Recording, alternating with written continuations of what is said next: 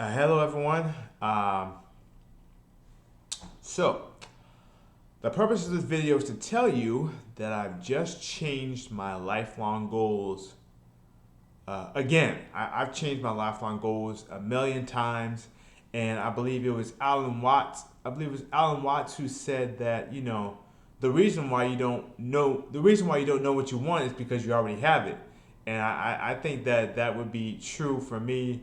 Like if I could just live like this for the rest of my life, I would. But I obviously I can't. So basically, I changed my life goals again. Originally, my life goals was to basically in the next 30 years.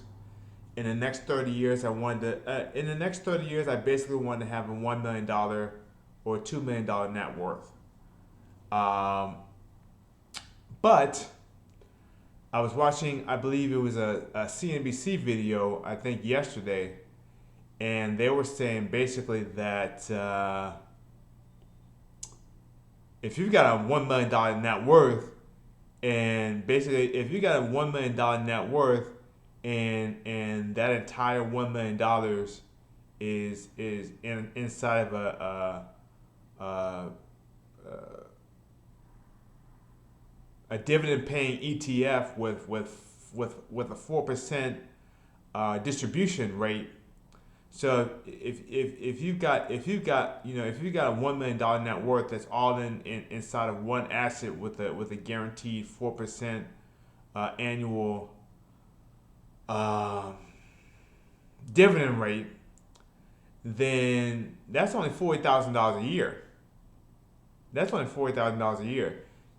Now, if you live in the United States today, if you live in the United States today, I really don't think there's anywhere in the country where you can get by on $40,000 a year, especially if you look at the the various emergencies and various, if you have a house, you need emergency repairs, you need regular maintenance, you need to be able to upgrade your housing for living.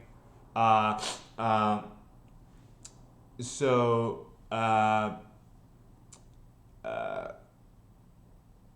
so like I said before, that's only $40,000, and that's assuming that that's assuming that the value of your that's assuming that the stock market doesn't crash. That's assuming that obviously with current rates of inflation, that $40,000 a year is probably going to feel like 20,000 or 10,000, and that's what I'm making now. I'm making basically I'm making basically just under 12,000 a year, and that's what it's going to feel like in this future inflation that we're going to have in the United States, and that's also assuming that the U.S. dollar even exists in 2055, which is 30 years from now, which is when I'll be 70. Um, so that's assuming that the U.S. dollar even exists as the world's reserve currency by that time. Um, so basically, the point of what I'm saying is that I mean, a $1 million net worth isn't going to be enough.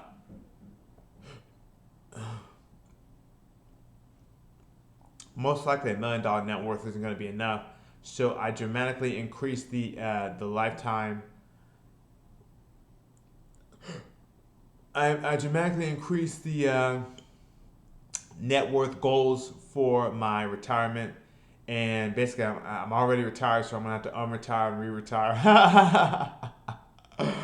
Oh yeah, so basically, um, so and then a few minutes ago I was watching the economic collapse videos. You guys know how I love my economic collapse videos. I absolutely love economic collapse videos. Anyway, I was watching economic collapse, and they were saying that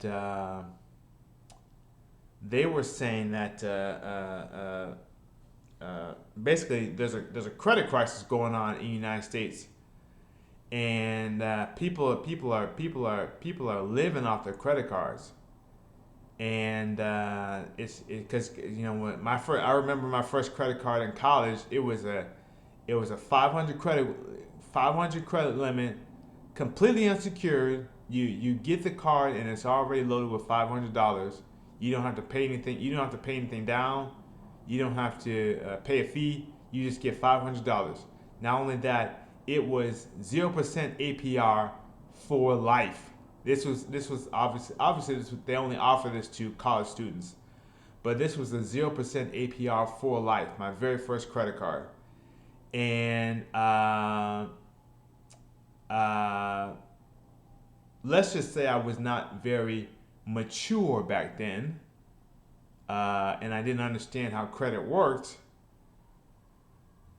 so on and so forth. So so on and so forth. So basically I was like I was almost 100K in debt until a few years ago, and when I finally got debt free, it was like so anyway. Basically, back to what I was saying before is that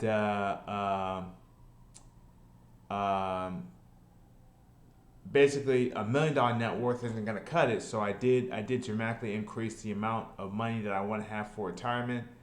And is it likely that I'll even hit $1 million? Because it's like, basically what I'm saying is that, if you have $1 million net worth, you are in the top 1%. The top one, actually, if you have $1 million net worth, you are in the top 60.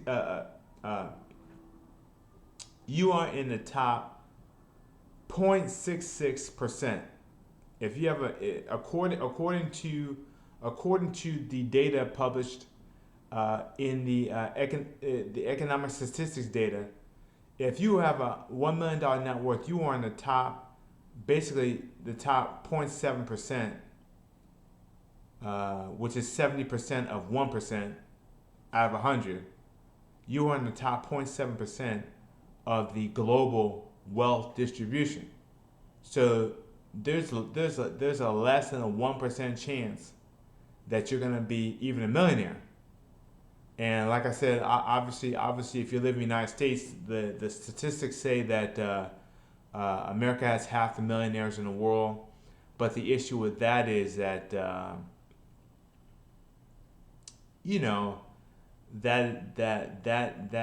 that fact of having the half the millionaires in the world is dependent on an unlimited amount of debt, unlimited amount of deficits, and